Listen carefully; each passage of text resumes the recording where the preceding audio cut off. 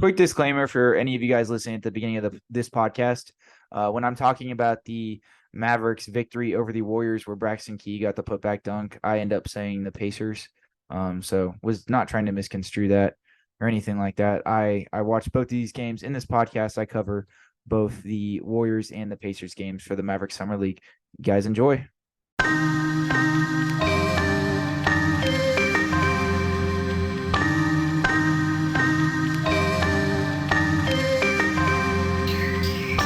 I'm Big Don Luca, smoke you like my hookah.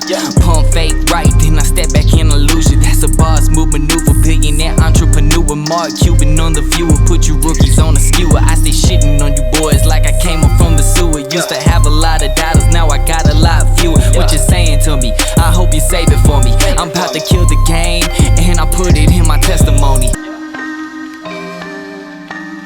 Hi, welcome to the Mainstream Mavs podcast. This is your host, Will. I am here live in Las Vegas at the beautiful Howard and Johnson by Wyndham with my boy Ethan over here. For those of you guys watching on YouTube, you can see him. But yes, we are here covering the Mavs in Las Vegas. Our first time out here, so it's been quite the momentous experience here. We're definitely tired, but we're going to keep churning along. We're having a lot of fun getting to bounce between all the different NBA games. It's definitely the fanatic's dream, to say the least. But today, obviously, given that we are in Vegas, it would not be ceremonial if we didn't cover the Mavericks Summer League games, of course. And we're obviously today going to be getting into the Mavericks Summer League game versus the Pacers the other day. I wasn't in here at Vegas yet for that one, but of course I was able to watch it. Very exciting finish. Braxton Key getting that putback dunk in overtime, the Summer League overtime format, of course, where you have the two teams competing against each other, and the team that gets 7 points first wins the game, because when there's so many games in Summer League and they're playing back-to-back at the Thomas and Mack Center and the Cox Pavilion, obviously they have to flip these games fairly fast, and they can't make them too egregiously long, especially since not meaningless basketball, because it's definitely helping the development of these guys, but definitely basketball that, should be injury preventive in all likelihood. Hence why a lot of these younger guys or second year guys that are, performing above standards are getting shut down earlier at this period, as we are in the latter half of Summer League. But obviously we'll be getting into that exciting game, versus the Warriors. Then we'll of course, get into the game that happened today versus the Pacers, where the Mavericks blew the Pacers out 112 to, I believe, 94, if I remember correctly. I can look at it right here for you guys. It was 112 to 91, my mistake. But yeah, the Mavericks had to win by 27 to have a shot at the Summer League playoffs. Unfortunately, they did not score 27. So now they will not be making it to the Summer League playoffs. Quite unfortunate happenstance. But we at least had a shot, and Jared Dudley, head coach of the Mavericks Summer League team, decided to sit the starters with the last few minutes rolling there in the fourth quarter to get the bench guys some play. Chandler Vaudrin, some of the that one really high jumping dude who I can't pronounce his full name, that was from the NAIA school, stuff like that. Wanted to get them some run, very respectable. I mean, it's meaningless basketball at the end of the day. I would have liked to have see that if the Mavericks could bring home a Summer League trophy, potentially play 6 games, obviously, but it obviously here just did not come into fruition. No worries. We still get another game to, see what all is going to go down here. Of course, Jaden Hardy was shut down. And of course, Braxton Key, like I just, mentioned, is on the Denver Nuggets now. But the Mavericks still, have Olivier, Maxence Prosper, Jordan Walker, Dereck Lively, as well as Mike Miles Jr., who, all were enormous here today, as well as AJ Lawson, of course, too. I'd be doing huge discredit if I forgot about, how he played today. I mean, he played amazingly on both sides of the ball. So, I mean, they are still very much turning along here in Summer League. It's a fun time, even though we're at the tail end of it. A lot of excitement going around with these games, and a great day if you're a Mavericks fan, getting to see, the way that some of the guys that we're coveting for some of these, two-way contracts, training camp invites, and of course the two promising rookies we have in Olivier Maxence Prosper and Dereck Lively II, having two fairly pretty strong games here. The last two games in Summer League. These last two games have been fun. It's been fun to see the Mavericks actually having a talented, poised, and defensive-oriented Summer League team that's winning games for once. Definitely not something that we can say in recent memory, at least, maybe since the tanking era. And I'm talking about the real tanking era, not the two-game tanking era at the end of the season, the one back in the 2017-18 days, the complete dog days. So it's been really fun. I'm just really excited to be here. We'll be getting into the game and much more. But before we do that, here's an ad from our sponsor, Spotify for Podcasters. All right, guys. So before getting into these two games here, we got Ethan here, one of my good friends. He came to Summer League with me as I told you guys in the intro. So he's gonna be tagging along for the podcast. He's not the hugest Mavericks fan in the world, but he definitely would probably rock with them if he had to pick an NBA team. Most definitely. So he's just gonna give in his sort of tentative basketball knowledge here. He played in high school, so he's got a pretty decent background here to work with. IQ for the game of basketball. Yeah, no, he knows what he's doing here. So exactly. we got you guys covered here. So obviously, before we even get into the Summer League games, Ethan, for any new listeners, now that it's your introduction on the podcast, how did you become a Mavericks fan? Well, honestly, I've always been a Mavericks fan. Growing up, me and Will actually went to a decent amount of Mavericks games with my dad. We actually have a photo with the Mavs Maniacs that Will might be able to pop up, but probably won't. If I can find it, I'll definitely post it later. But it's quite humorous seeing the transformations that me and Ethan have made. But nonetheless, I've always grown up watching the Mavericks, and hometown team, born and raised from Dallas, Texas. So you got to go for the Mavericks if you're from Dallas. So yeah, other people would digress, but they're bandwagon fans, so we don't like them. Don't even worry about them. Exactly. But anyways, barring that, let's go ahead and get into this one. We're going to be talking, of course, about this Mavericks versus Warriors game first, and then the Pacers game, to which me and Ethan attended today. I'll probably talk more about the Warriors game since Ethan did not watch this. I not, unfortunately. Yeah, but we will still be getting into it, of course. Obviously here, when the Mavericks, played the Warriors the other day, it was definitely a rougher shooting performance compared to this Pacers game, especially, Jaden Hardy. I think that this Mavericks Summer League team is obviously, pretty uber talented. They got some, really good play on all three facets, something that has been pedestrian for the Mavericks in their Summer League squad the last couple of years. So it was still really good for them to get a nitty-gritty win like this, because, it's times like this where you see the perseverance of young players really start to come through. And it's very promising because nobody, I would say, had the, premium best shooting game besides maybe like Mike Miles. He played pretty good. But it was kind of a, slim across the margins in this one. But collectively, the Mavericks were able to win a very tough game, one in which, it went to overtime.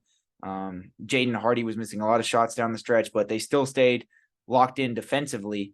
And that translated to this next game versus the Pacers. And then we see, when the offense does start to click, shots start to go in, how the game just becomes more synchronized, how it becomes more easier when this Mavericks Summer League team is playing more defense. And obviously, not all these guys will be with the Mavericks or even be on a training camp invite.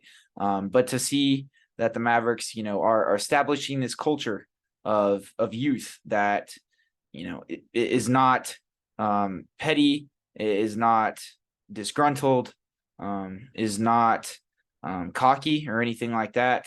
Just a bunch of, young, a lot of these guys, defensive oriented players that, give 100% effort at all times. You have to give credit to the organization from that standpoint, right? So, in this Warriors game, obviously, from, top to bottom, the Mavericks were fairly troubled throughout this one by Lester Quinones or whatever, however you say his name, Quinones. But anyways, he's essentially been the new self-proclaimed Jordan Poole. For those of you guys who haven't seen his Twitter or him on Twitter rather. But this guy is essentially a sauce god, and Basically has the same jumper as Jordan too. no, yeah, he has all the hezzy size up combos that you could ever imagine on 2K. But this guy, versus the Mavericks, he just pestered them all night by getting to the free throw line en route for 13 out of 17 free throws on the line. He didn't even have the best shooting game. I thought the Mavericks did a really good job in terms of their screen navigation on him, but fighting over the top and chasing him. He's a guy that'll take a lot of catch and shoot threes. As a fellow Warrior, 25th pick in this year's past draft, Brandon Podomesky, same type of deal with him. But Lester Kinwanis, he obviously was the lead ball handler for this one. The Warriors at that forward position, and he did a pretty good job at least getting to his spots and forcing the Mavericks' hand defensively. He had a few really good pass outs out of drives that kind of hurt them. And, while his shooting percentage wasn't the best, the Mavericks were definitely huge benefactors of that because, I thought, he was fairly impressive to me. But I did like the way in which, the Mavericks tried to, effectively use ball denial. And, they were doing a good job trying to force the issue with him. But, my main point at the end of the day, he could have easily, walked his way into 40 points, with the shot volume that he's had in summer league, especially on a Warriors summer league roster that is pretty thin, especially with Tracy Jackson Davis not playing. They were sitting like 4 other dudes in this one. They're pretty thin across the board, and they don't have near as much, draft talent as the Mavericks, just given their status as contenders over the last few years and stuff. So, in this one, a guy like Lester could easily have had a very, hot game and gotten the Mavericks' head all night as one of those, not meme players, but, sort of unexpected players that kind of just goes off out of nowhere. And they did a really good job of preventing that from happening, which, is integral to a game where, you're shooting on the other side of the ball is not going the way that you want it to. So I was really impressed with that. He had a, very high shot volume throughout all 4 quarters. The Warriors ran a lot of actions to try to get him going, off of pin downs and curl offs where he was getting the ball going downhill, trying to use his Euro step, use that hezzy or size up into a 3. But he shot 2 for 10 on threes at the end of the day. So, that's obviously very, a very successful. Gui Santos, another guy on the Warriors, it's pretty impressive. He's got good length, solid shooter. He plays pretty vertical, on defense. And, despite, 17 and 10 from him, him kind of thriving in that 3-and-D role for them, the Mavericks were able to, derail the Warriors in this game. And, they just shut off a lot of potential areas in which last year's Mavericks Summer League team, I think, definitely would have got hurt in, particularly from a perimeter defense perspective. Everybody on this Dallas Mavericks Summer League team is just interconnected. And I think Ethan can speak to that as well. Just given today that we were at the game, that there's a high level of communication there. And we went and watched multiple other Summer League games. And, there wasn't near as much communication on chemistry. Yeah. As well. How little they've been able to practice with each other. And, obviously I haven't been watching a ton of Summer League games myself, but from what I can tell, I can definitely see a lot of improvement with the new players. And for them, obviously not being able to play with each other that much, that communication goes to show that, they'll put on a performance if they need to. No, most definitely. I would definitely agree with you from that perspective.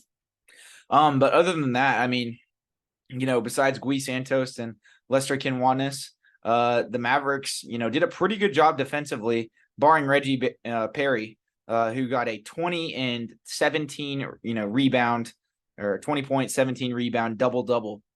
And, he played 30 minutes. Dereck Lively played 29 minutes in this one. They almost mirrored each other throughout large stretches of this game. And look, you got a guy in Reggie Perry here. I don't know a whole lot about him, admittedly, but it seems like, I think he's a either second year, third year NBA dude. Pretty active. I could see him sticking somewhere in the league. But regardless, looking at this at an angle, from the Dereck Lively perspective, right? Dereck Lively also, obviously is uber talented. Has all the length in the world, all the athleticism to be a really good rebounder, and already is a great rim protector. But we do see the deficiencies in his game, and the sore spots that he's going to need to work on as a young 19-year-old, right? And we saw it throughout these last two games, even in the Pacers game, even though it wasn't really as prominent, from a stat perspective. An undersized center like Reggie Perry, I believe he's like 6'9", 6'10". He's pretty stocky though. He did a great job in this one of just boxing out Dereck Lively, getting good position. I wouldn't necessarily say working harder for rebounds, but putting himself, in terms of his, how technical he was with boxing out and, just getting a body on a body at all times. En route to 17 rebounds and, 4 of those being offensive. And, Dereck Lively, I think he's a decent rebounder, but he doesn't have a good base when rebounding. There are a lot of times that he doesn't box out, things like that. And, that's going to be a sticking point for him going forward, adding strength, getting stronger in your leg area. He has a decent upper body, but he definitely needs to add some muscle. He needs to just, play more physical. Obviously that's going to be complementary to, him adding strength and stuff. But, once he is able to, tap into the physical specimen that his body allows for him to do with a few years of development, you can see the blueprints with the defensive potential. And, he did a great job of derailing shots, even in this Warriors game. The main thing I've noticed with him, even if, he doesn't block a shot, he still heavily affects the opponent's shot. He's just so much length in their face. There were a lot of times, even today at the Pacers game, that, guys would get with inside 8 to 10 feet, that sort of middle area, and they'd be hesitant to shoot against Dereck Lively, and they would opt to pass out, especially guards. And I mean, it's truly, that sort of skill is, and size is invaluable in the NBA.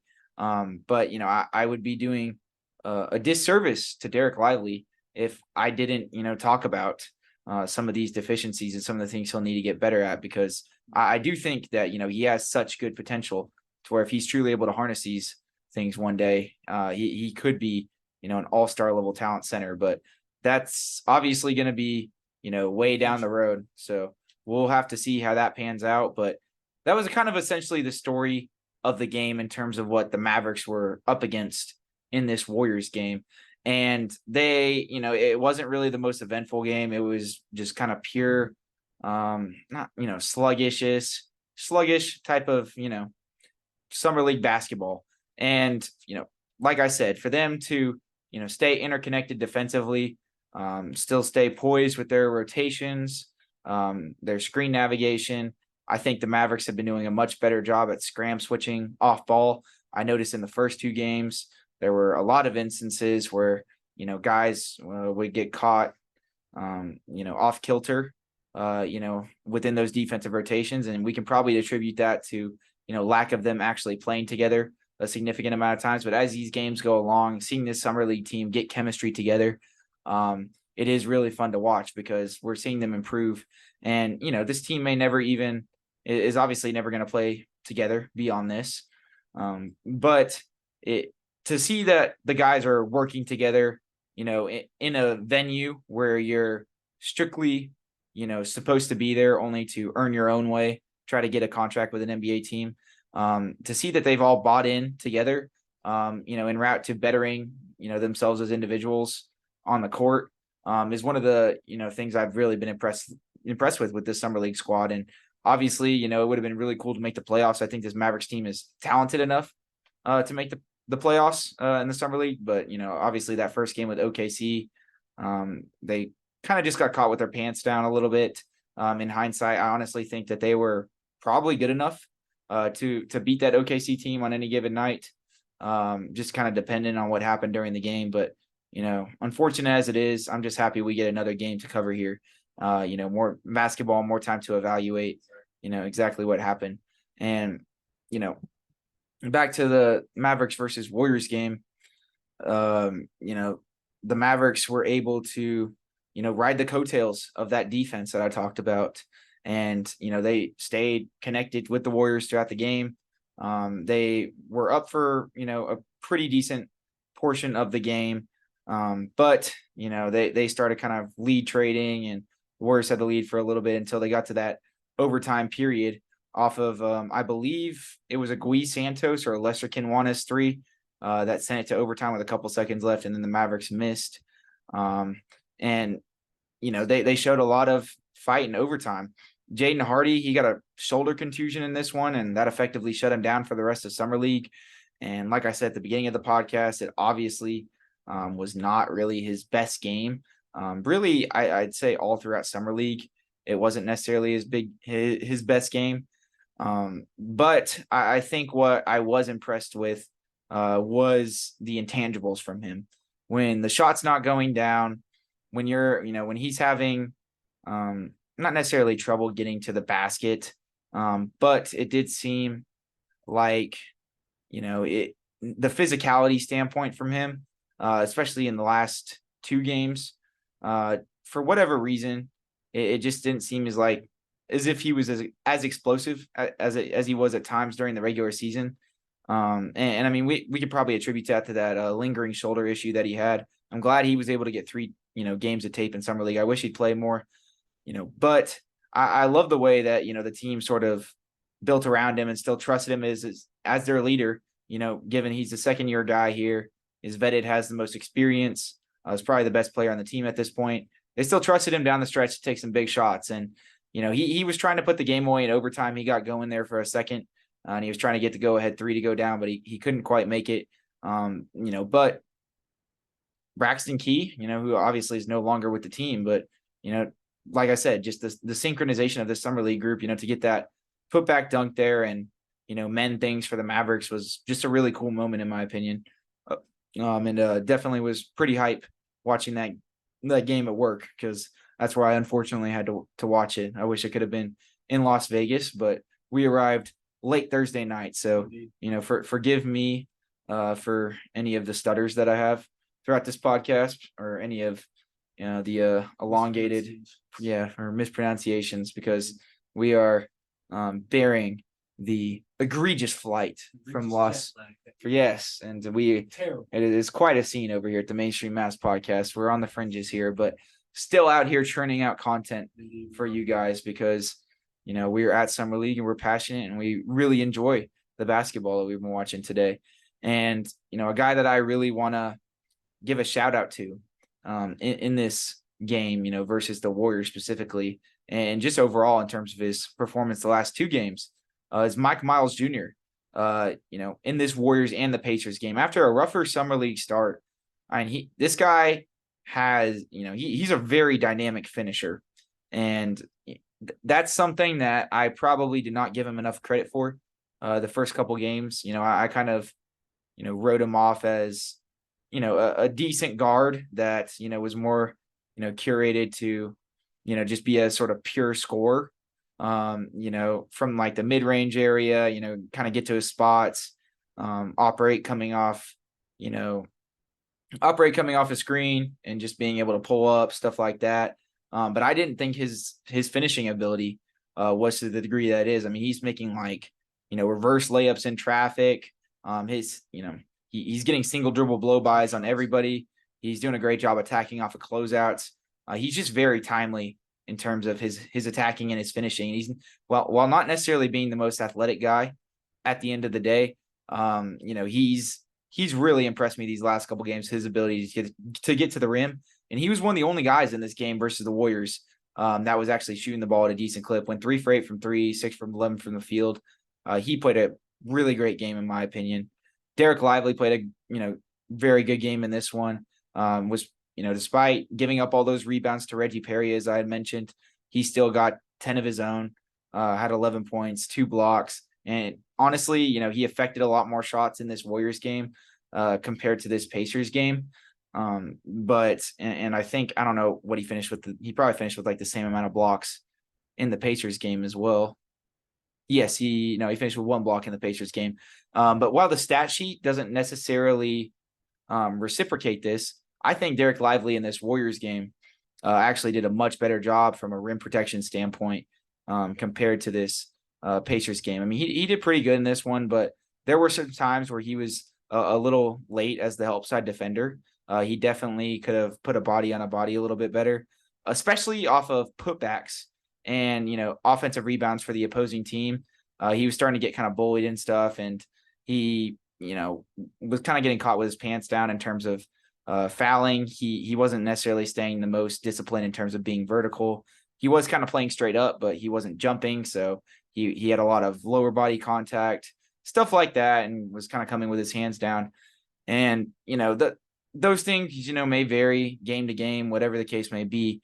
But when he's truly dialed in as a rim protector, and he's able to use that frame, verticality and explosiveness to the best of his abilities, it's a scary sight for everybody. And I mean, I thought this Warriors game was the best game that he had played throughout summer league, and to have him in that closing lineup, and not be an albatross because of his inability to shoot currently, even though he does like to take threes. That was something that had me really excited. And Olivier Maxence Prosper, while only may having 3 field goals in this one, he played a very, very top to bottom good game. And I mean, in the Pacers game, an even better game. All of his field goals in this one were 3s, so we saw the shooting showcased a little bit, and he just got to the free throw line ad nauseum. This guy doesn't have the most insane sort of diversification of dribble packages, right? He's not just going to be able to nickel and dime his way to the hoop in the same way that like Kyrie would, but has a very quick first step at 6'8", and he covers a lot of range, and he with his moves that he does make, he's very timely, and he's just very fundamentally sound using his length inside the paint. He's able to bully smaller defenders, and I honestly didn't know his ability to create off the dribble was as good as it was. I mean, I would have coveted this guy a lot higher in draft projections if I had known this. I mean, he has been really impressing me so far in summer league, Jaron. Do you think that, Jaron? I'm very used to saying Jaron. I apologize. My typical podcast host. Yes, but Ethan, do you think that Omax has potential to be a day 1 rotation player for the Mavericks after just from what you saw at summer league so far? Oh, most definitely. From what I saw, he's definitely a good player. I mean, I can't really say too much considering I haven't seen any of the most of the other summer league games, but what I've seen today, he's a very how would I put it? What kind of player? Athletic.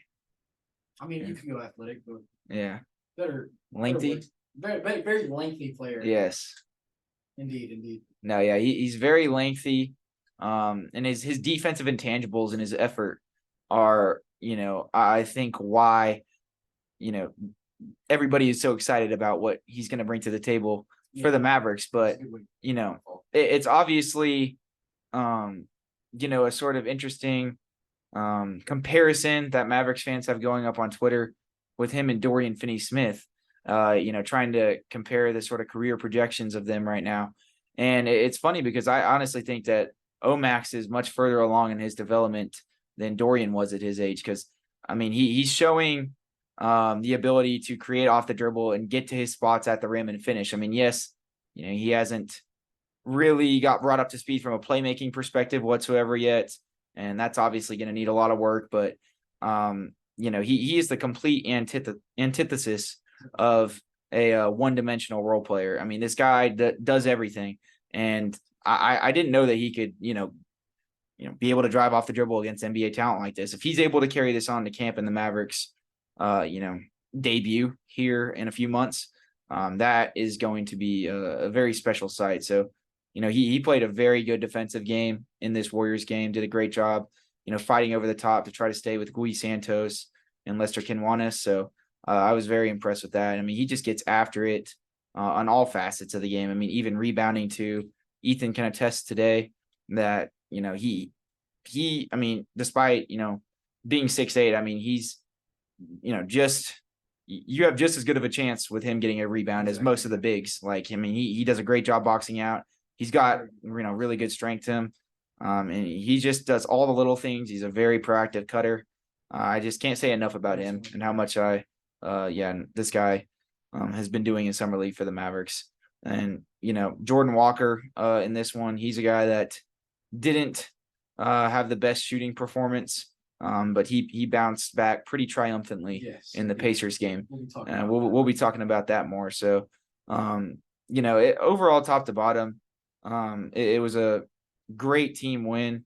And, lastly, I got to give a shout out to Taze Moore, who, got pretty limited playing time throughout the game and just came in, had like 2 putback dunks, played awesome defense, hit a 3. Carried the Mavericks, helped them in that overtime period, and, was able to ride it out with them. He's a guy that I would look to maybe be on the Mavericks, G League squad with the Legends, or at least get a camp invite, because he has a sort of unorthodox game. He doesn't really have much moves, I guess, if that makes sense, but he's so fast and explosive with that left hand, and he just sort of rises up on dudes. He's a very vertical player. Once he gets within 5 feet, he may have just strictly got to the basket off a guy, with speed. The player could still be fronting him, but he may have bullied his way all the way there, and he'll just go straight up with a layup. Like he doesn't overcomplicate things. And he's very athletic. He throws it down when he gets a chance, and he's only like 6'5", so the way that this guy's been jumping. He's obviously with the Legends for a little bit last year. I didn't get to look at him too much. He's a little bit older, but he's shooting the ball at a really high rate right now throughout summer league too. He played really well in this Warriors game, helped the Mavericks huge down the stretch.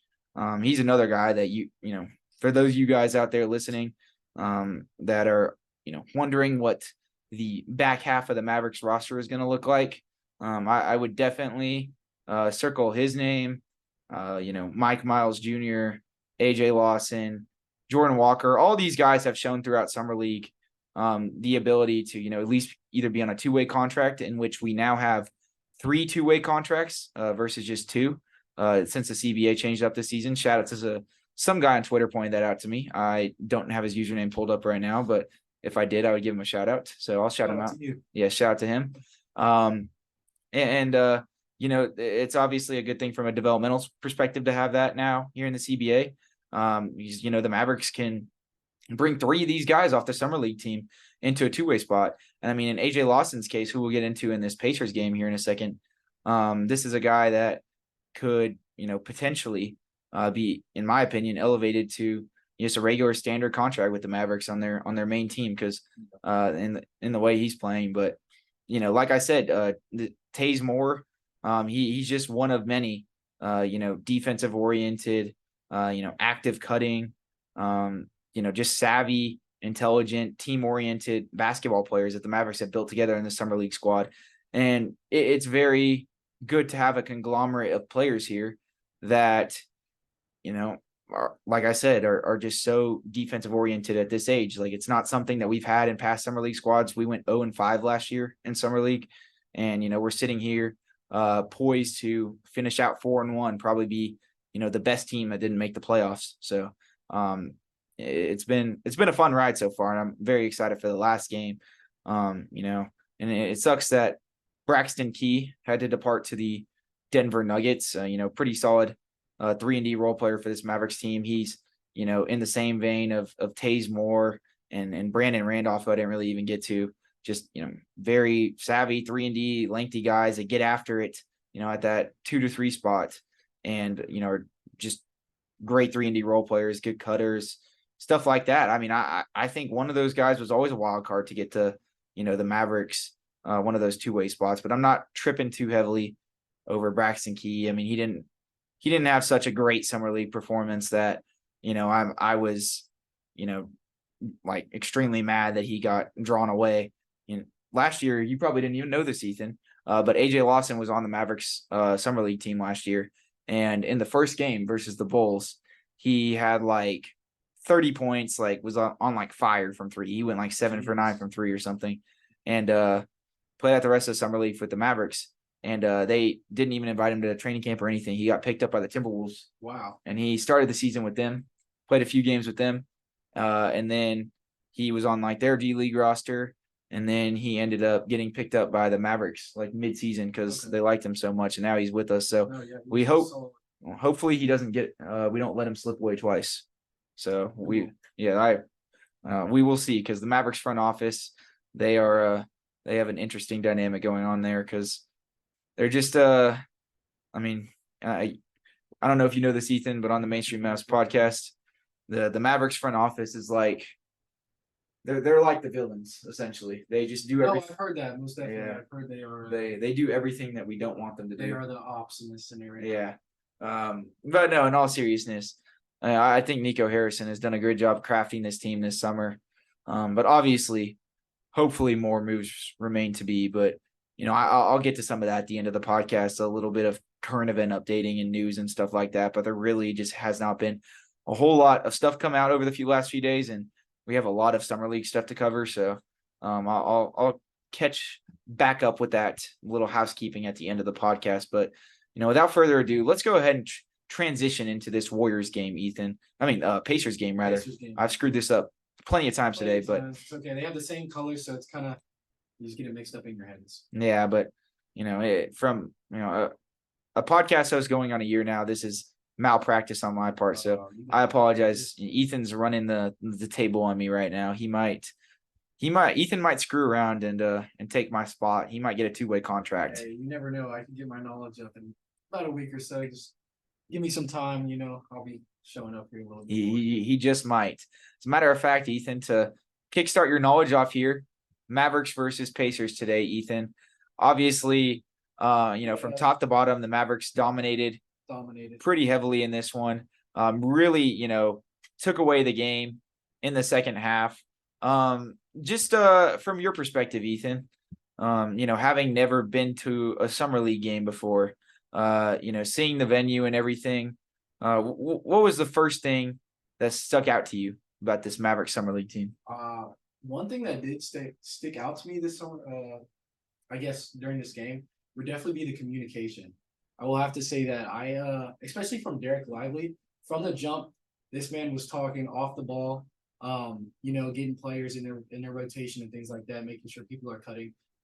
And also one player that I do want to talk about that I think was a very good team leader today was definitely Jarace Walker. Finished off with 21 points. He was definitely a nuisance on the court offensively. And that's obviously not discrediting his defensive ability.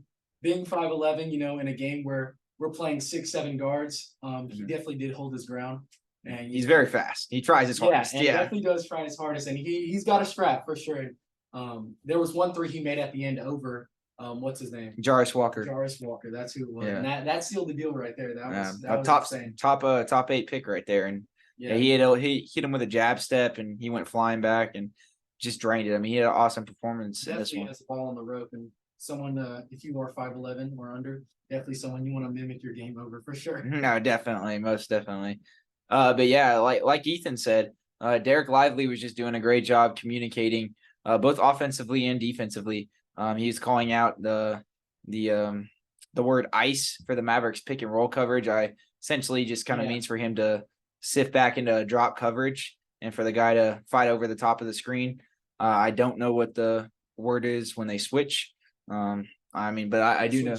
Yeah, you typically either switch or something else, but I don't know what the Mavericks use. But they got their pick. Yeah, they were they did a really good job from that perspective. And the Mavericks in this one did not allow really like any paint leakage or anything like that. It was a very perimeter oriented game for the Pacers. Yeah, no, it was one of the best defensive games I've seen in the summer league. From any team. And I know the Pacers ended up finishing with 91, but I feel like a lot of those we can attribute to like garbage time buckets and guys getting hot when the Mavericks had put in like their reserves and stuff like that. The Pacers, they kind of ran up the score in the fourth quarter. But from top to bottom, this was probably like the Mavericks' most impressive defensive performance in summer league. Who stuck out to you, Ethan, on defense in this game for the Mavericks? Who stuck out to me? If I'm not mistaken, you can describe the person and I can tell you who it is if you Well, I mean, obviously, I'm gonna have to go like just generally Dereck Lively. I mean, just such a lengthy player. How many blocks did he have? I He mean, only had one in this one, but he affected a lot more shots. I mean, for me personally, what I was seeing, he definitely had a lot more blocks. Yeah, But you know, one is enough. One is enough at this moment. yeah, no, most definitely. I think a guy that stuck out to me defensively was definitely AJ Lawson and his switchability. This is a guy, at that point of attack, defensive threshold for the Mavericks. Very fast. Yes, laterally. very, very Going quick fast. laterally, has great length. I mean, he's added a lot of strength since he came into the league. Throughout the summer league, he's been able to guard up a little even. He's been guarding like 3s and 4s. He guarded Jarace Walker, I thought, even pretty good today at times. He's a big body. Yeah, Jarace Walker. Yeah. I'm not gonna talk about how much he's Yeah. the bed today. Yeah, he had a rough one today. Yeah. But no, needless to say, I mean, he really got after it. I mean, something that's really intriguing to me is just his ball denial. Anytime that they're running a dribble handoff or there's a curl off action or something like that, or they're just running a flare at the top of the key with 2 guards. AJ just like sticks to his guy. I mean, he just even if he can't necessarily see him, if he's blinded trying to chase, he keeps his hands up. And I mean, he had 2 steals in this one, but I mean, he almost got to quite a bit more. And I mean, he gets his hands in every play, and then he's constant. This guy does not run out of energy. I mean, he's just sprinting down the court on offense, getting transition buckets all the time, and he's a great rotator on defense, like you just said. Definitely. Yeah. The Pacers, they obviously, especially today, they set a lot of hedge screens, all over the court. And he was able to rotate and call out and communicate. So he did very good with that. Yeah, the Pacers we're trying to set a lot of hedge screens to get a lot of their shooters open in this one, right? They one of their main guys they were trying to showcase here today in Ben Shepherd. A guy that had a pretty rough shooting game but ended up finishing with 19 for them. He sort of spearheaded the attack for him. He did ended up finishing with 19, but the Mavericks pestered him heavily in that first half, and they made none of his buckets easy. He made some tough threes today. Anytime he was running off staggers, or pin downs or anything like that, it just seemed like, whether it was Brandon Randolph, AJ Lawson, or Taze Moore, there was just a hand in his face. And, he had some rough misses to start the game until he was really able to get, exactly. And, that was, great from the Mavericks perspective. So, I mean, just from the wing spot, top to bottom, I mean, the Mavericks, did great, but especially AJ Lawson, not just from the defensive perspective, but obviously the offensive perspective in this one was the first summer league game where he really opened up things. He got out in transition. I mean, he just sprints down the court as fast as he can, just gets involved in any way he can. Had a few putback attempts, just great at cutting. I mean, there were multiple times in this game, whether it be late shot clock or, just a sort of lost possession, probably not even like designated plays that were designed, where he was just very savvy and would get in between the defense and, be right there, for a little dump off pass for a dunk or something like that. And, for him to be able to do stuff like that. And also, in this one, he hit 2 for 2 on his threes. One of them had a crazy bounce that went in. That's or 2 for 3 rather. That just shows you the sort of dynamism this guy could add as a role player for the Mavericks if he is able to pan out. Now, obviously, if that strength translates to the NBA level, and if some of the sort of herky jerkiness of his game and the franticness of it when he is trying to attack downhill that he has sometimes, if that can get eliminated, that would be even better. But the way he's playing right now, it doesn't seem like that's going to be a problem. Ethan, speaking of which, what did you think of that play to end the half there? Break it down for us real quick, exactly what happened for AJ Lawson on that last play. For AJ Lawson? Yeah, that play before the half ended where he got the dunk. Oh, dude, that was insane, bro. I barely even remember it because we were going so crazy. Yeah, but if you remember, do you remember? So I can't remember exactly what happened, but there was they inbounded the ball, or I can't remember if it was a Pacers missed shot. Was it a steal? No, so it ended up being a steal, but the Mavericks ended up getting. Let me pull up the play-by-play because it was a situation that there was a lot of havoc, and I'm pretty sure the Mavericks ended up coming away with a loose ball, and then he was able to cut off of that. But let me confirm exactly. Oh, so yeah, Taze Moore. Okay, so Isaiah Wong got the rebound. He got the rebound off of Jordan Walker's missed shot, and Taze Moore gets the steal. In the backcourt, he gets the steal. I mean that just shows like Ethan can attest to this, that these Mavericks wing defenders on the summer league roster are picking guys up 94 feet. Yeah, like all the time, like nonstop, just going after it between Taze Moore, Brandon Randolph, and he gets that steal right there. And then he cuts to the rim and then gives it a nice little dump off pass to AJ Lawson, who just yaks it. And I mean, it just shows the activity. And it was a great play, but I mean, what I'm trying to kind of showcase from this play exactly is that AJ Lawson is he's doing things that are instinctual. A lot of these problems that the Mavericks have had with these one-dimensional role players, like Reggie Bullock, who is a strict 3-and-D guy, right? Is that they can't do just basketball things that you would expect from an NBA player. Now that sounds kind of harsh at face value. Yeah, but I mean, at the end of the day, you need guys that, yes, well, their main role is to be a 3-and-D player. They still have to be able to open up the game more, so they won't be a complete black hole. Especially, you can have one-dimensional guys on your roster because you need specialists. But in the modern NBA, the label of being a specialist and all that sort of stuff, it just isn't applicable in terms of that being one of your highest paid guys. Maybe a couple years ago it was, but I mean, now that we are starting to see this shift in terms of how NBA teams are constructed, if you're handing out money to say a rebounding or a rim protecting only big like Rudy Gobert, right? Exactly. But he becomes a complete black hole on offense in the playoffs and does all these other things, that can only get you so far. You may be good in the regular season, but it may not be able to translate everywhere. So the more the merrier. And that's not to say that the Mavericks can't have specialists on their teams and stuff like that, or guys that can only predominantly do certain things. And obviously this is all summer league, so we'll see a lot of these guys probably not open up their games near as much when they get to the actual NBA. But to see the a guy like AJ Lawson, who's in the Mavericks developmental system, not even one of their draft picks, an undrafted guy, to have this well-rounded of a game, after adding strength after college, is really special. And I mean, if he continues to add strength, I think this guy could definitely be a role player in the NBA. I agree. Yeah, no, for sure. He's definitely good enough.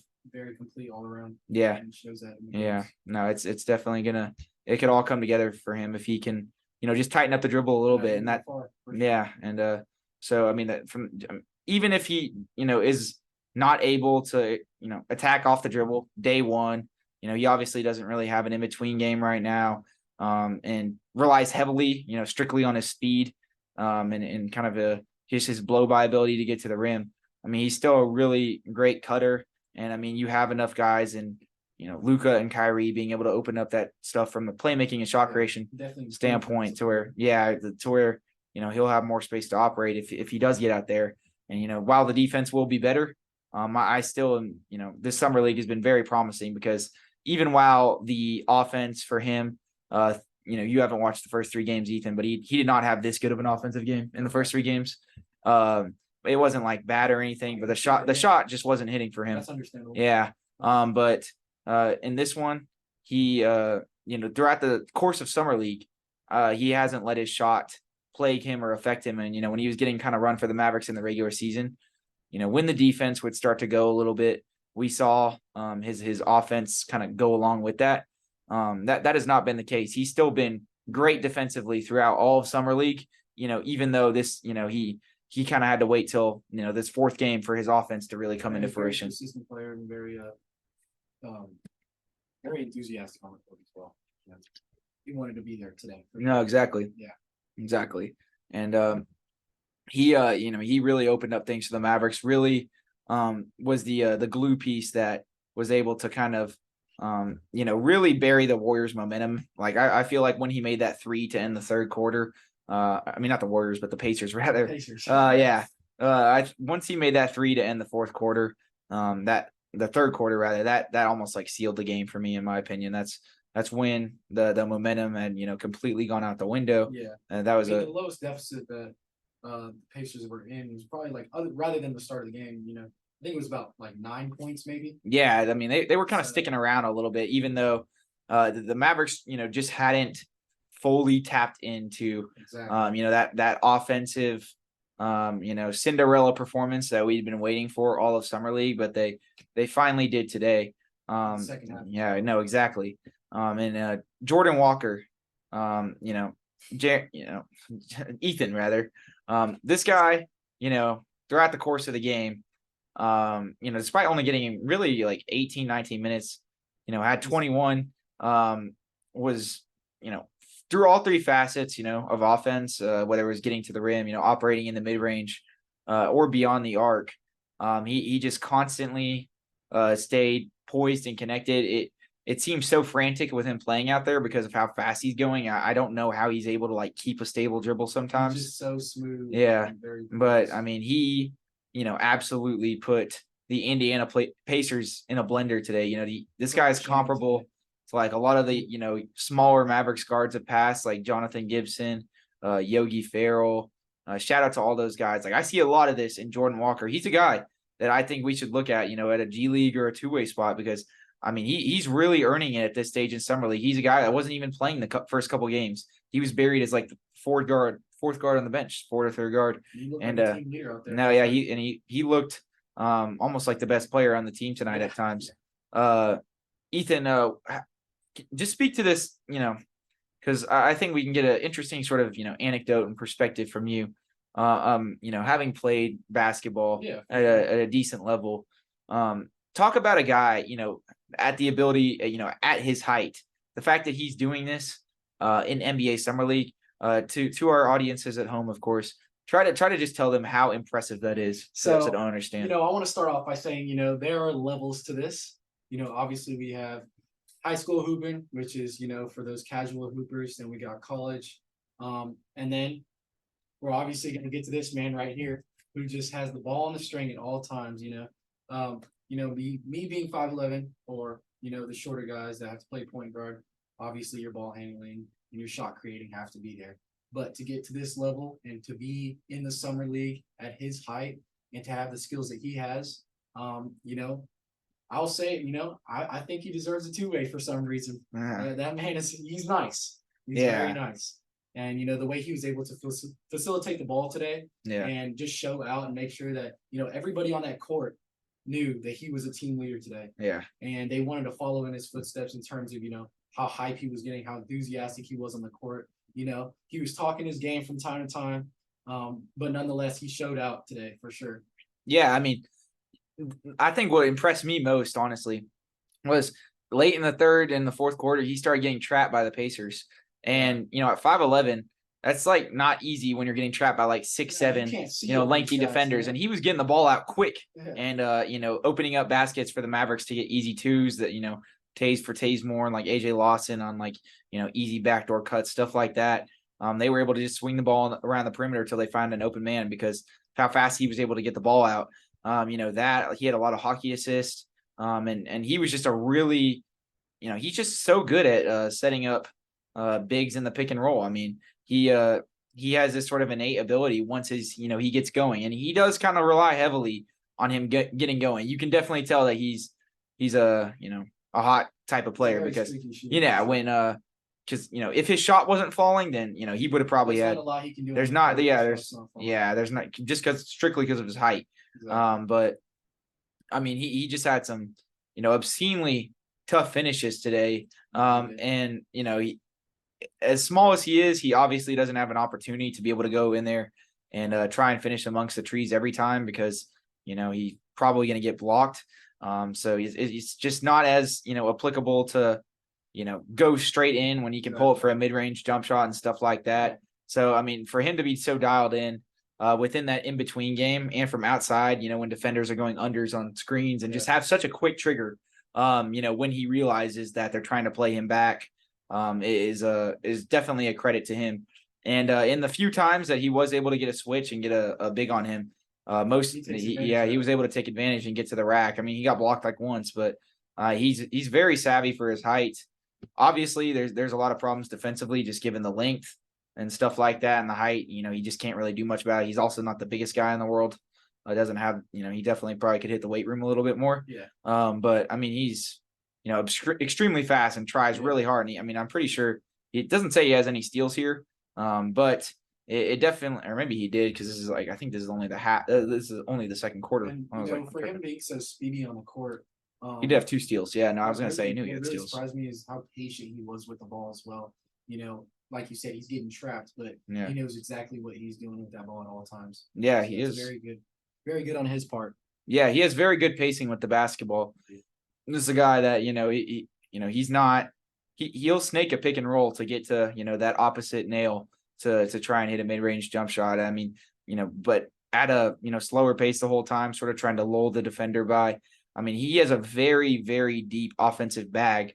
The question for him is the height just going to be too much of a disadvantage for him to stick in the NBA? But through a few games here in summer league, the shooting has been efficient for him to at least see a spot on some roster, even if not the Mavericks. I think that was really my only question. The Mavericks, you probably don't know this, but they also have another 5'11" dude on the summer league roster who's out for the rest of the year. McKinley Wright, and he's actually he's kind of like the opposite of Jordan Walker in a funny sort of way, in terms of how they play, because even though McKinley Wright's like 5'11", he actually has like a huge wingspan for his height. Yeah. And he weighs 205, like all muscle. Yeah. 5'11", So 205 is crazy. Yeah, so he's like a bigger dude, so he can actually hold his own against like 6'3", 6'4" guys. Yeah, no, I can see that. Yeah, so he's actually like more of a defensive point guard. I mean, obviously, yeah, he definitely gets like screwed like once guys are like past 6'5", but I mean, he's getting at some point, but he can withstand his own. And but his big thing with McKinley Wright is what's limited him from becoming a role player on an NBA team is his lack of a consistent jump shot. He's an okay spot up shooter, but he's not a guy that's just going to come and fire off or shoot a step back. He'll like hesitate at the top of the key if he gets open space and decide if he wants to shoot it. And it's funny seeing the dichotomy between these two players, because you have a guy, McKinley Wright, that despite the one thing that you like almost need at all times as a extremely small point guard is a jump shot. He doesn't really even have one. But he's able to just stick because of his in between game with his floater and his defense. And then you got a guy like Jordan Walker who may not necessarily be there defensively because of the size, but just goes off the rail scoring wise. Ethan, rather. If you had to pick one of these guys to take into training camp, the Mavericks are only limited taking into one of these guards. They do have a lot of guards on their team right now. They got Kyrie, obviously Seth, possibly Tim Hardaway Jr. if he doesn't get traded. There's a huge I can go on and on, obviously. Even Luka's considered a guard. Like, there's a huge logjam of guards on this Mavericks roster. Do you think that both of these guys are going to end up on two-way contracts between McKinley Wright and Jordan Walker, especially considering Mike Miles as well? Or do you think if you had to pick, especially given McKinley Wright was on the two-way last year, that the Mavericks might opt for a new sort of taste with the smaller point guard? Yeah, most definitely. That's a good question. And personally, I'm definitely gonna have to go with Walker, in my opinion, and that's just personally because being so small when you're going up against the trees, obviously in the NBA it's a whole different world. Like, you're gonna go up against guys that are blocking your shot 24/7, and for him to not have, like you said, such a consistent jump shot is obviously going to be a problem in the NBA. And you got a guy like Walker that can just go off for 21 out of nowhere, being able to shoot the rock over people who are 6'7" and 0, and getting a good jump shot and creating his own jump shot and being able to facilitate the rock as well. I would go for someone like that personally. If they need new eyes, and I would definitely go for him. Yeah, and I would agree, because I think at the end of the day, right, like, while McKinley Wright is definitely better defensively, you can only be so good defensively at 5'11". At 5'11", you just have your There's just a cutoff. Yeah, I just don't think Jordan Walker's like so far behind him just because of how fast he is and how good he is at picking passing lanes and stuff like that. Definitely gain weight. Yeah, exactly. So there's nothing wrong with he's going to improve he's going to improve physically. And now all that he has to do is learn how to get that IQ in terms. No, exactly, and just from a in terms of like a potential perspective, like McKinley Wright, I think is like about to be like 25. He's like 24, 25. I mean, Jordan Walker, yeah, he played like all 4 years in college, but I mean, he's slightly younger. He's like 22, 23. So, it might be a smarter bet to look at, some brings, a slightly younger guy, just bring some new blood in because, if I'm not the Mavericks GM and I will vouch for all the short guys out there because me and Ethan are both like 5'11". Exactly. But if I was, even though it is literally just a two-way spot, I don't think if I have 3 two-ways, I don't think I'd give them to 2 5'11" dudes. I think I'd have to pick. You'd have to pick one. Yeah. And that's the hard part about it. But obviously we're gonna go ahead and agree that Walker should definitely be that guy. No, yeah, he's definitely hugely impressed. And I mean, like from the facilitating standpoint, like Ethan talked about, when he was drawing those double teams, I mean, just the ability to get the ball out quick, and in the pick and roll when he is getting trapped, just hit the roll man, prematurely if he needs to. I'd rather him do that at his height than, get derailed when he gets inside the paint and there's too many people around to pass. He just has, very good awareness and the ability to sort of see things, before they happen on the court, for a guy that size. And I mean, he played amazing today, and from a shooting perspective, really carried the load throughout the, a lot of the game for the Mavericks in this one. And, another guy that I thought played great from a guard perspective, was Mike Miles Jr. Now he didn't play as much as Jordan. And he wasn't necessarily opening it up from, the 3-point line to the same degree that he was. And he'll definitely still need to work on that a little bit. But, what did you think of his ability to attack? I talked even a little bit about it in the, when we're back talking about the Warriors game and just some of the, finishes this guy had. Yeah, no, his finishes were insane today. He was going reverse off the left side right here. No, it was just absurd. I honestly I enjoy watching his game because, for him to be, how tall is he? He's 6'2". Yeah, he's not terribly big. Yeah. For him to be finishing up against people like that and effectively and consistently and even drawing those fouls when he's not making the shot and getting to the free throw line. Yeah. That's someone that you need on your team. No, I mean, he was attacking, Oscar Shibwe and Jarace Walker, these long, rangy, like 6'8", 250 dudes, off the dribble, just with no fear. And, his game is he's a little bit bulkier. His game is a little bit more predicated on contact and stuff like that. Well, but he gets to the rim when he wants to. But I mean, he's just very good at contorting his body midair. Like there are a lot, like every time like he goes up with it against one of those guys, I'm like, oh, I think he's gonna get blocked, and somehow he just gets the layup off and it like just rolls in. Like, I mean that's his body midair, making sure that he's blocking the defender at all times. It's crazy. Yeah, no, I mean, I would definitely be interested in adding him on a two-way to the Mavericks. I mean, he's definitely grown his stock up here, in Las Vegas. He's been playing really good, and I mean, he's from a defensive perspective. He is a little slower footed, like Ethan said. So laterally, some quicker point guards definitely can get by him at times, but he is very stocky, and he's able to guard up a little bit because of that. He's able to use his strength pretty well in defense. So I'd say he's a slightly above average defender. I really like the offensive game though, and I mean he really hasn't even tapped into his abilities as a facilitator yet, and I think that'll definitely be part of his continued development. And that's part of the reason that he didn't get drafted. Just because he's when you're that height, you definitely need to open up from a playmaking perspective as well. So he does have kind of tunnel vision when he gets he attacks downhill, and sometimes he has some sort of wonky misses at the rim because of that. But when he's able to sort of just sit back and see the court a little bit better, in the same sort of vein that Jaden Hardy is kind of attempting to do right now, and has done a pretty good job developing upon throughout summer league, even though he's kind of struggled scoring the ball. I think Mike Miles Jr. Could be pretty good for the Mavericks, he's on a pace too. No, yeah, I mean, I think he could at least player in general. Yeah, no, I mean, he could definitely at least get a training camp invite or a two-way contract or something like that. So I mean, as we continue to like sift through all these guys, I mean, it's just crazy to me that the Mavericks actually have like this, this many guys hit on their summer league roster, not just the starters, but, there's guys off the bench like Jordan Walker that, we're talking about, carrying the load throughout a large portion of the game. Is definitely a sight for sore eyes given the past summer league games.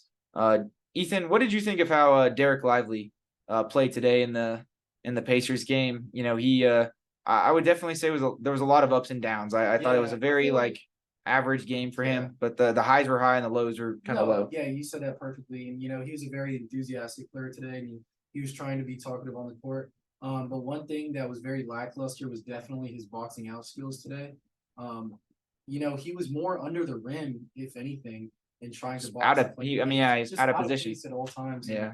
And, there were some points where he was in position, but most times he was just out of place, and that's when the big is able to get the board over him and just finish easily over the top of him. Yeah, and we're talking about a guy in Oscar Sheboy on the other side who's like, he's very stocky, but he's only like 6'8", 6'9".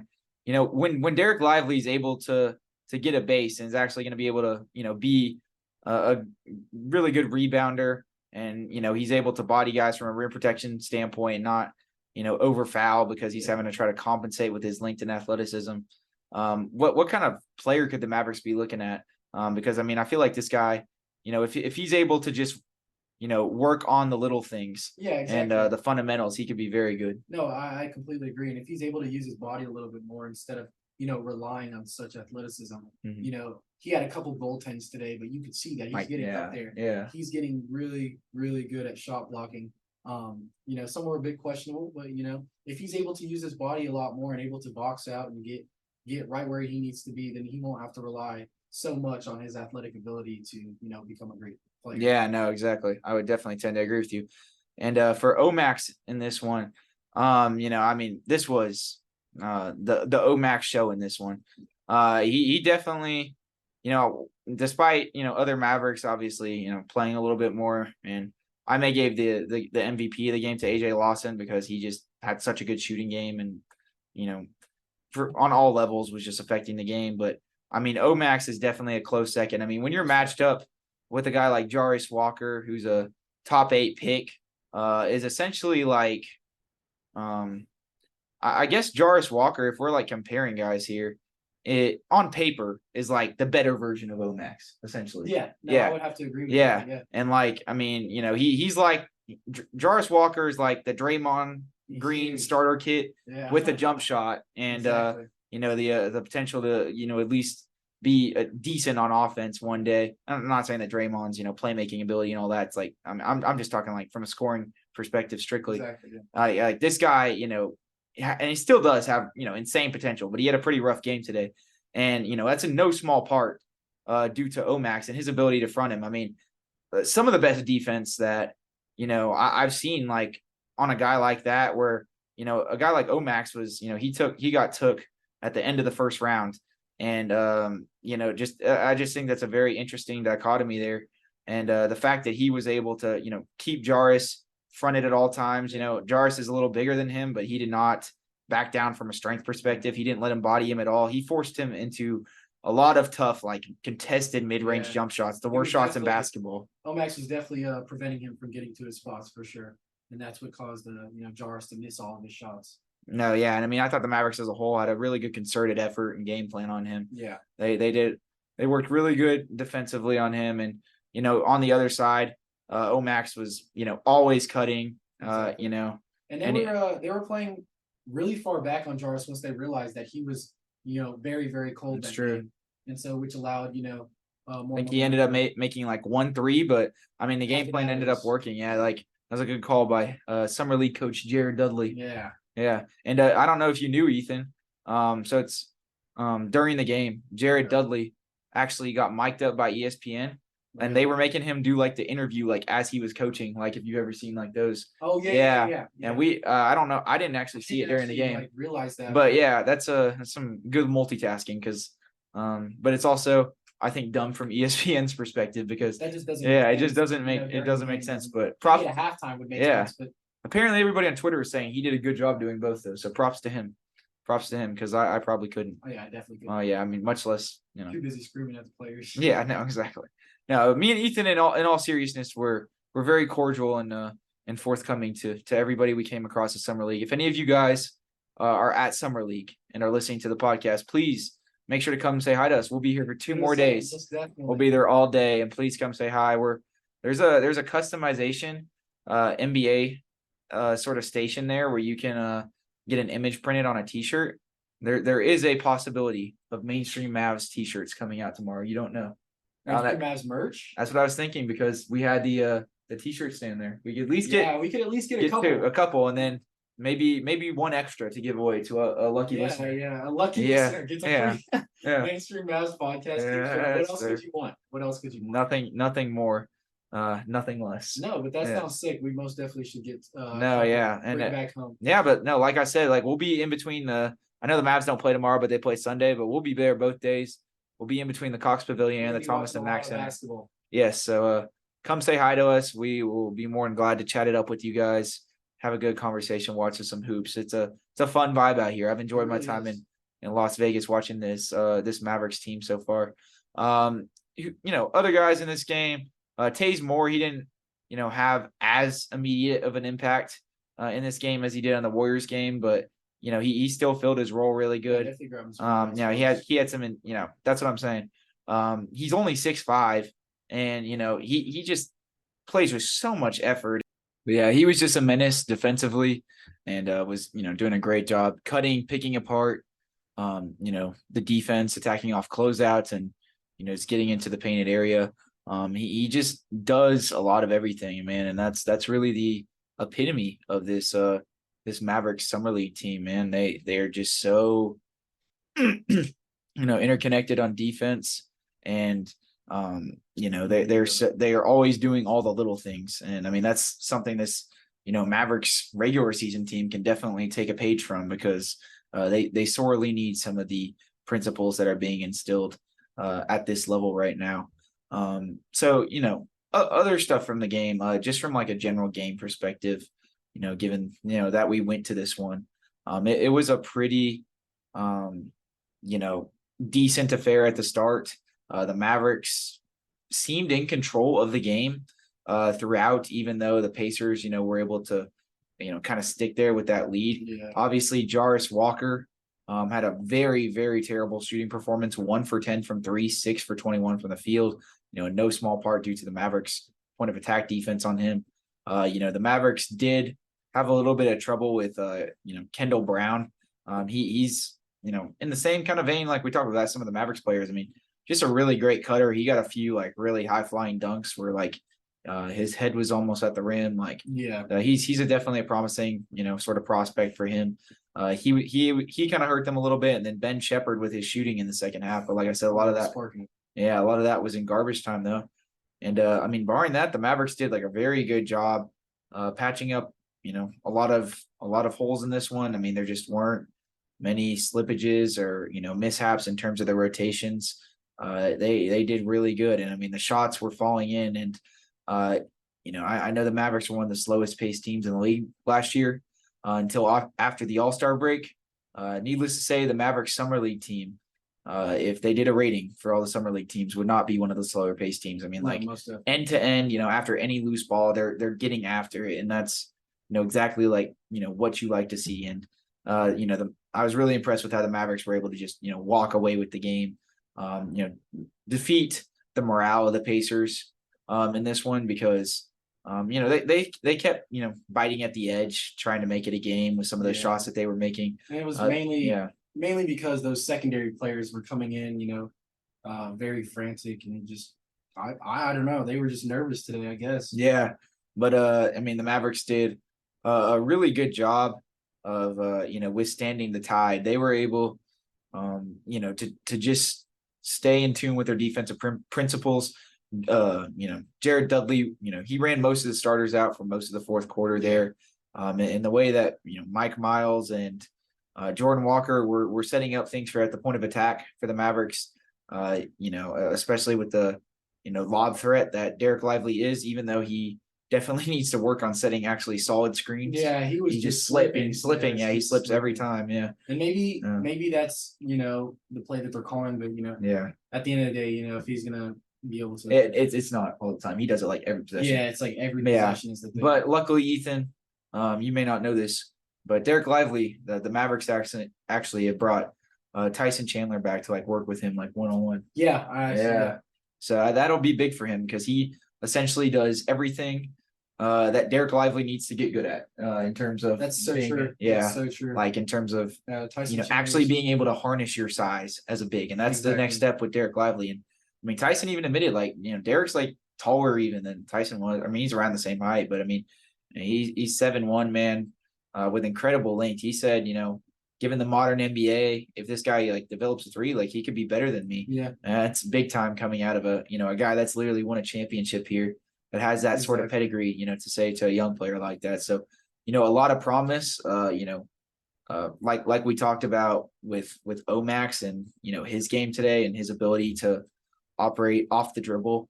If he's able to do it at this sort of clip, against NBA players, obviously I don't expect this right off the jump, but I mean, this is a guy that could easily clock 15 to 20 minutes in the rotation for the Mavericks, this coming year, despite being a rookie. I mean, he's, he obviously rose up draft boards a lot, given his NBA combine and stuff. But I mean, man, I mean, he looks solid, even better than he was at Marquette. I mean, yeah, he's playing off the charts. His big thing is literally just going to be that three ball. But even then, he has a solid shot. He has good form, good mechanics, high release point. Yeah, it's just knocking those in more. And I mean, he's only 21. I think he can definitely get his shot fine tuned, man. I mean, it's already pretty solid. But yeah, like he just did a incredible job of being able to get to his spots despite his lack of I guess sort of flashiness and savviness, especially when he's like attacking off closeouts, where he's trying to bully a smaller defender. I mean, like he takes no prisoners, man. He just gets to his spots and he gets the basket. Like he's able to just rise up off 2 feet.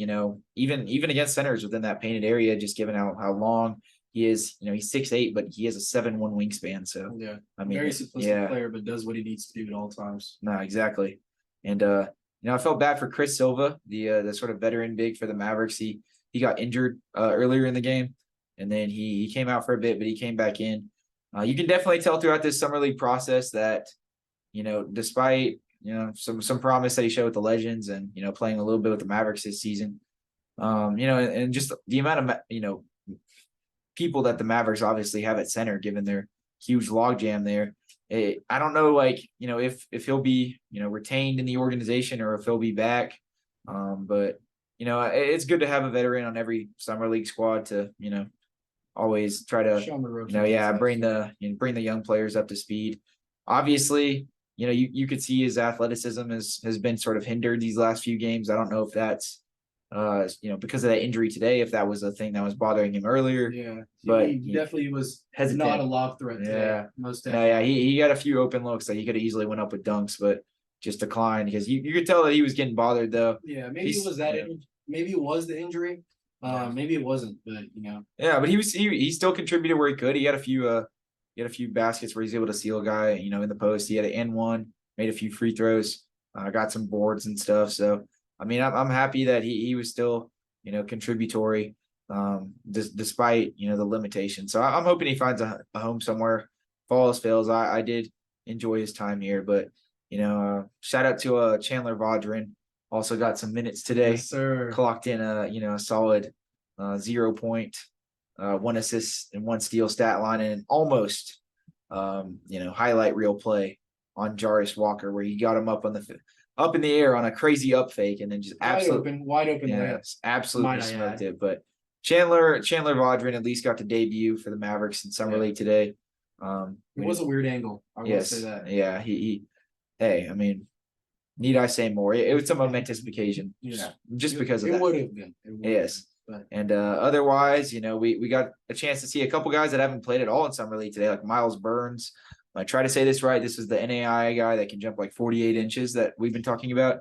Keodrichi Akubando Iguhu Iogu. And That's pretty good. Yeah, I got close. And then Nike Sabande. They got a few runs. Touches. Yeah. Miles Burns though was the only guy that really scored in that garbage time period. He had a few pull-up jumpers and stuff like that. But besides that, the game was basically over. Yeah. Unfortunately, I wish Jared Dudley would have kept the starters in to win. Oh, most definitely. Get the play to go to the playoffs. That 27. But is what we needed. But it is just summer league, so we can't. Did the Jazz end up winning? Let me check the score on that one. I need to see if they actually won that game, or if the Jazz ended up winning, we're out of the playoffs for sure. Are we still out of the playoffs for sure? No, we are like out of the playoffs for sure, but I want to see exactly what happened, like if they won or not. Friday. Here we go. All right, so the Jazz they won, but so it wouldn't have mattered. Yeah, had they lost though, we'd had to have beat them by 27. But it obviously doesn't matter in the end. So I mean, yeah, you don't want to stress or injure anybody in a summer league game just because it's not worth it. They're already going balls to the wall, and there's honestly, I'd say summer league is like even more frantic than the NBA because there's a certain sort of lack of control compared to the NBA. Not to say like it's like obviously summer league kind of gets the I guess freedom. The freedom, but I was gonna say it probably kind of people kind of get the notion that it's just like this frantic, chaotic basketball that's just like completely terrible. Like that's not the case. Like these are still very, very good players. NBA players. But they're level players. Yeah, but I mean, it just shows you how much levels there are to this. That there are guys that are more vetted, more experienced, and like could actually like work the crap out of these guys. But I mean, that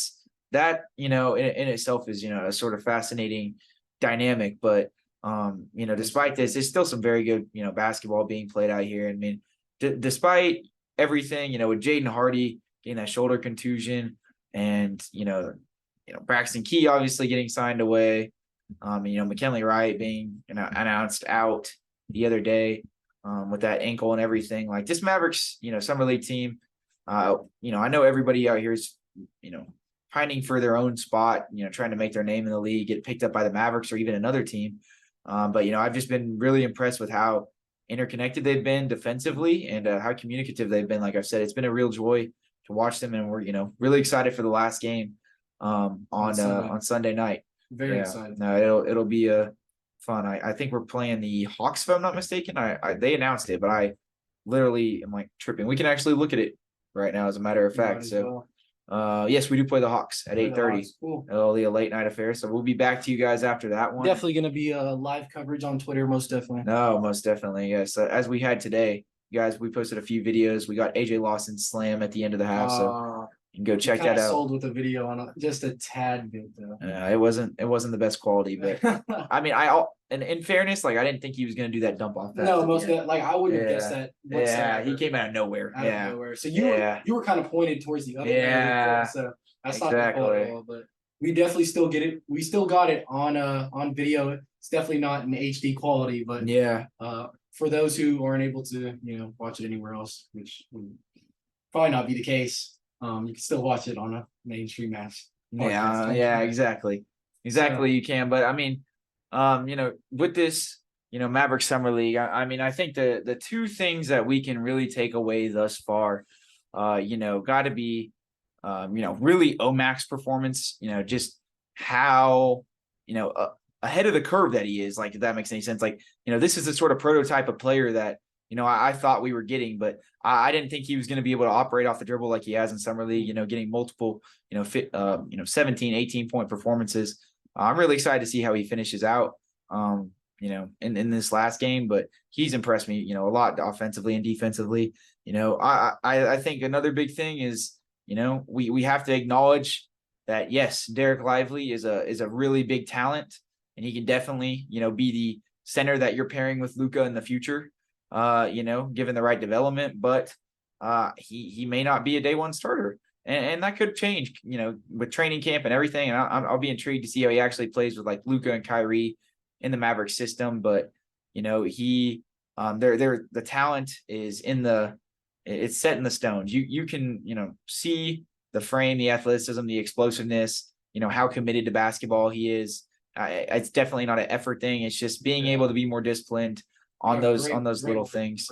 Those are the two big drawing points from summer league. And if we can get any interviews with any players or anything, we will definitely bring that to the podcast. We'd love to be able to do that. Hopefully we have the opportunity on Sunday or Saturday or something.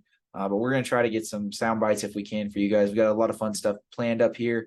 I guess I can go ahead and drop this on the podcast this late because I'll put it on Twitter later to officially announce because they have to sign some paperwork still. But I signed my end of the part. So I will be joining the Smoking Cuban staff as a contributor, and I will be writing about the Mavericks a little bit more. So you guys can catch my work and content on multiple forums now. So I will be doing this and the podcast. The podcast will not be sacrificed at any sort of rate because of that. I will still be getting out here on the podcast, and we may have some future changes and implications that may come on the podcast too. So stay tuned for that. We still kind of got to sort through some things here. But nonetheless, just really excited to be out here for Summer League, covering these games and stuff like that. And it's really a blessing. When we started this podcast, a year ago with me and Jaron, I did not think that we'd get to a point where, we'd actually be in Summer League. We didn't get our own media pass or anything like that, but definitely, there was a lot of manifestation that we had to do to actually make this work. And, it's, even, while it may be coming out of our own pockets, the motivation, the drive to do any of this comes, all from you guys. So we appreciate you guys for your continual support and everything like that. And, in terms of, the game today, you can't get too analytical with Summer League basketball. Exactly. I'm not gonna, like I said this on the last podcast, I'm not gonna sit here and deep dive exactly, every single thing that happened in the game like I do during the regular podcast. I know you're not here for the regular season podcast, but when we do those post game podcasts, it's kind of less about the players, more about how the game went, because it just the sort of way it's formatted, with Summer League, we're looking at these guys. Obviously we care about how the team does, but we care about how these guys do in regards to if they're gonna make the Mavericks roster. Well, I wanted to make this a lot more player centric, but still was a really fun game to cover, and this is still a really fun Summer League squad. Ethan, before we end the podcast here, from an outsider's perspective, I want to get your opinion. Mavericks have 3 two-way spots. Okay, they already gave one to Mike Miles Jr. Okay.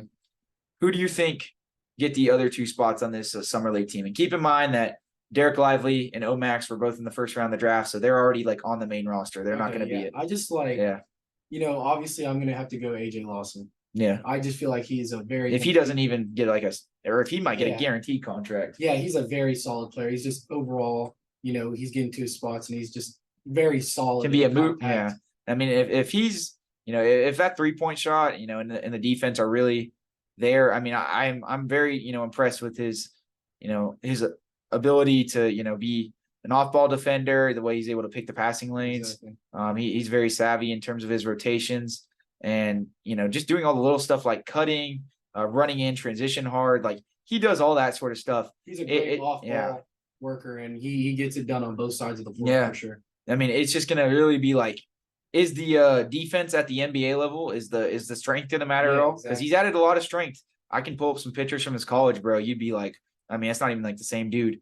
I mean, as a matter of fact, we'll do it after the podcast, but I can, I believe it. Yeah. Sure. And, but so, he's had some strength even this offseason. So we'll see if that's going to, play into factor at the NBA, or, if he's still going to get pushed around. And, if the 3-point shot, if he can be a movement shooter, running off a stagger full speed, able to, make a jump stop and hit a 3.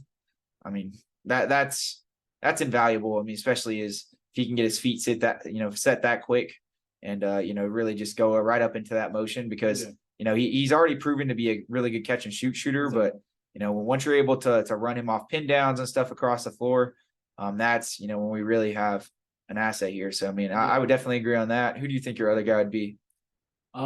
Picking between a few guys here. I don't know, man. I really like my guy. I like my guy Jarace Walker. I think I'd have to go with him too. I think for sure. I just think he's a great scorer. Yeah, I mean, I like Taze Moore too, bro. I'd like to at least invite him to training camp, Yeah, see what most happens. definitely, yeah. But I mean, Jordan Walker, I mean, his scoring ability, man. Like when you're picking between those Yeah, and his players ability to control the ball. especially, like at a two-way spot where it's not really the biggest deal in the world, like, you might as well take the upside on a guy like that. Most And definitely. at least like, and if not, man, like there's a chance that they could get Mike Miles Jr., Taze Moore, and Jordan Walker all in the two-way. And they put AJ Lawson on a standard contract. They got a lot of flexibility, here. Brandon Randolph, he had a strong start to summer league, but he's kind of fallen off a little bit just in terms of his versatility offensively.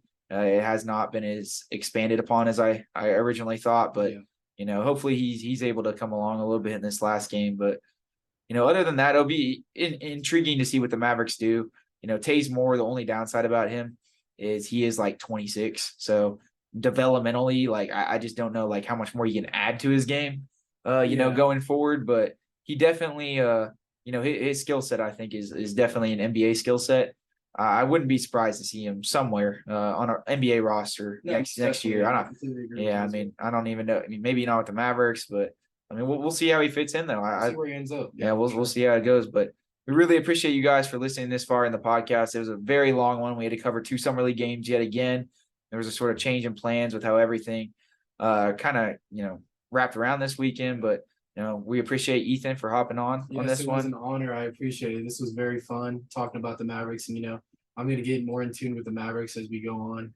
Watching more basketball because it does also help with my IQ whenever I play. Yeah, me and Ethan actually play a lot together. You guys may not know, but we're Hoopers. We are the self-proclaimed only Mavericks podcasters that are actually big gym rats. Might have made it in basketball if we actually tried. So. Well, me more so football, but yeah, football, basketball. Yeah, but we just like Jordan Walker, Ethan, we're unfortunately limited by our height. Yeah. But so, he is able to capitalize. Yeah, he's unlike us. Yeah. He's just he's took the advancements a little too further beyond the technology that they gave us. So and I have no doubt that he'll be able to develop his game even more. No, yeah, he will, and we'll have all of that coverage for you here on the Mainstream Mavs podcast and more. We'll be back, of course, after the Sunday night summer league.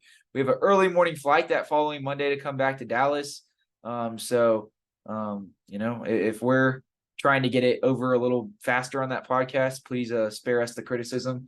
We do have things, but we will still be getting that out for you guys. And make sure to get at us on Spotify, Apple Podcasts, or wherever you get your podcast. We're on almost any listening platform. Make sure to give us a 5-star rating and give us a review if you so please. We'd really appreciate any feedback that you guys give us, and turn on those post noties. Make sure to get your notification because our Twitter got taken down. And, we don't have as much followers now. So it's really important that we try to, get the podcast out. But we are trying to connect to you guys more on Twitter. Get our Twitter following back to what it was at. It's only at like 200 followers right now. At one point, we were almost at like 2K. So we're definitely trying to bolster the audience for the podcast, back to where it was at. So if you guys have any Mavericks, friends or not Maverick friends, but share this around. And Maverick fans that are friends, make sure to share it or anything you can do. We'd really appreciate it. We're trying to follow you guys, get more connected on Twitter. It's going to be at Mainstream214 on our Twitter. Also, make sure to like, comment, and subscribe to our YouTube. If you guys didn't get to see Ethan today, it was his debut on the podcast. So if you want to know what he looks like, come on YouTube. Most definitely. And then comment down below. There's not too much to look at. Don't worry. Yeah, comment down below. Should Ethan be in future episodes or not? Yeah, I mean, honestly, I was a little bit nervous at the start, but now that I'm getting the hang of things, I feel like it'd be very fun. I'd love to join y'all in order to spread the word of the Mavericks. Well, the fate is up to the people, Ethan. I'm just kidding. But yeah, we'll see what they say. We'll see what they say. Hopefully you're liked in terms of your contributions. With that being said, it's been a fun one, and we will catch you guys back after Sunday night. Mainstream Mavs, Vegas edition, signing out. We out.